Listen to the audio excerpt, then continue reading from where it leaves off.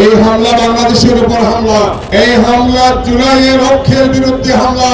কোন শক্তির কাছে আমরা মাথা রাখতে পারবো না যে আমরা ফ্যাসিবাদের বিরুদ্ধে ঐক্যবদ্ধ ছিলাম, আমরা ঐক্যবদ্ধ আছি ইনশাআল্লাহ।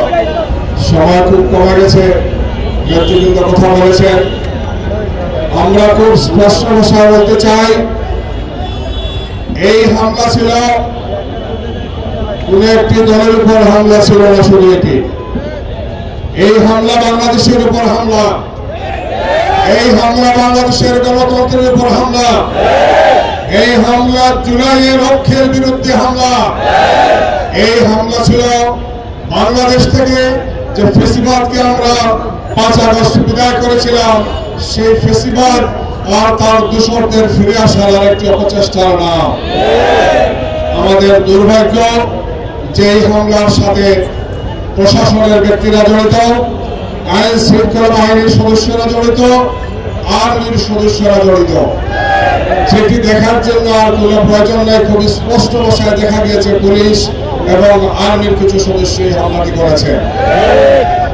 আমরা আশ্চর্য হয়, আজকে বলতে চাই, আওয়ামী লীগ ফ্যাসিবাদ বিদায় নিয়েছে, কিন্তু এই ফ্যাসিবাদকে তৈরি করেছিল যারা, সেই জাতীয় পার্টি, সেই 14 দল এখনো আছে। সেই নেতৃবৃন্দ যারা গত 14, 18 আর 24-এর নির্বাচনে আওয়ামী লীগকে শক্তি দিয়েছে, সেই শক্তির বাংলাদেশের রাজনীতি করার কোন সুযোগ নেই।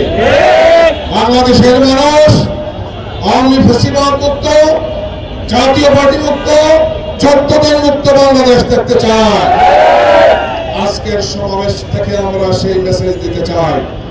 অবিলম্বে সন্ত্রাসীদেরকে গ্রেফতার, আইনের আওতায় আনতে হবে এবং ভবিষ্যৎ বাংলাদেশের জন্য এই দলের কোন আক্রমণ হলে দেশবাসী আমরা ঐক্যবদ্ধভাবে সেই প্রতিরোধ করব ইনশাআল্লাহ।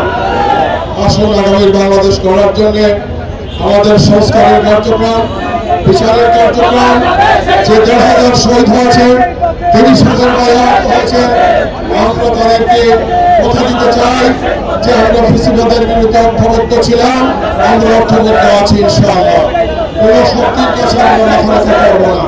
আগামী বাংলাদেশে আমাদের সবার ঐক্যবদ্ধ প্রচেষ্টা, সবাই কাঁধে কাঁধ মিলিয়ে সন্ত্রাসের বিরুদ্ধে, নৈরাজ্যের বিরুদ্ধে, ফ্যাসিবাদের বিরুদ্ধে, আওয়ামী লীগ আর তার দূষণের বিরুদ্ধে আমাদের জন্য পথ থাকবে ইনশাআল্লাহ।